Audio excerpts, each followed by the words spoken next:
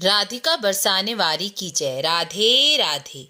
कार्तिक महात्म्य के 5वें अध्याय में नारद जी कार्तिक कृष्ण चतुर्थी की कथा कहते हैं। इस कथा को सुनने से अखंड सौभाग्य की और सुयोग्य वर की प्राप्ति होती है। नारद जी ने स्वयं इस कथा को कहा है।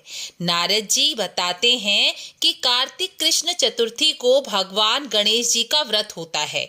जो सुहागन स्त्री इस व्रत को करती है वह अटल सौभाग्य प्राप्त करती है, और जो कंवारी कन्या इस व्रत को करती है वह सुयोग्य वर को प्राप्त करती है। इसलिए सभी स्त्रियों को यह व्रत अवश्य ही करना चाहिए।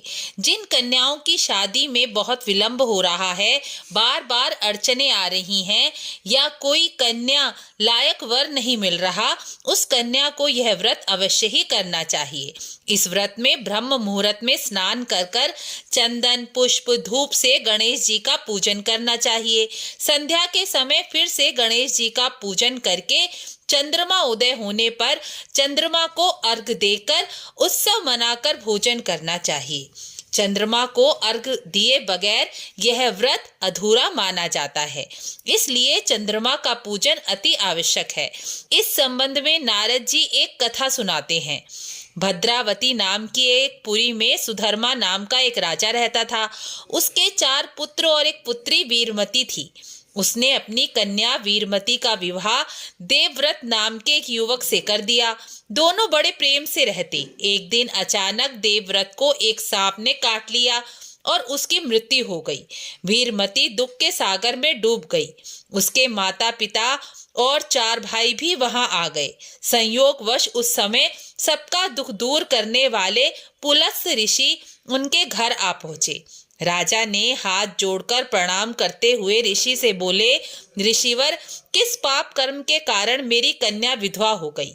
पुलस्त्य ऋषि बोले, राजन, कार्तिक मास में तुम्हारी कन्या ने कार्तिक कृष्ण गणेश चतुर्थी का व्रत नहीं किया। इसी पाप के कारण तुम्हारी कन्या विधवा हो गई।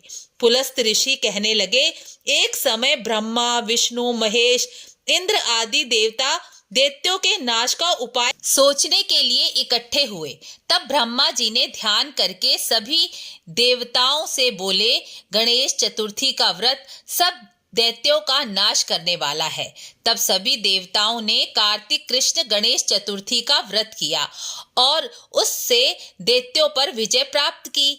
विजय प्राप्त होने के बाद सब देवता प्रसन्न होकर गणेश जी से बोले, आप हमसे वर मांगिए। तब गणेश जी ने कहा कि जो स्त्री कार्तिक कृष्ण चतुर्थी का व्रत करे उसका पति चिरंजीवी हो जाए, और जो यह व्रत ना करे वह विधवा हो जाए। इसलिए यह व्रत सभी स्त्रियों को अवश्य ही करना चाहिए। पुलस्त्य जी कहते हैं, राजन, तुम्हारी कन्या ने इस व्रत को नहीं किया, इसलिए वह विधवा हुई। यदि वह अब भी इस व्रत को करेगी तो उसका मृत पति जीवित हो जाएगा।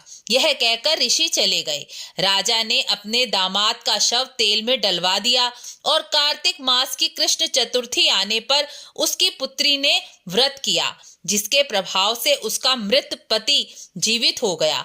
इसलिए सुहागन स्त्रियों को अपनी सौभाग्य की रक्षा और संतान की प्राप्ति के लिए यह व्रत अवश्य ही करना चाहिए।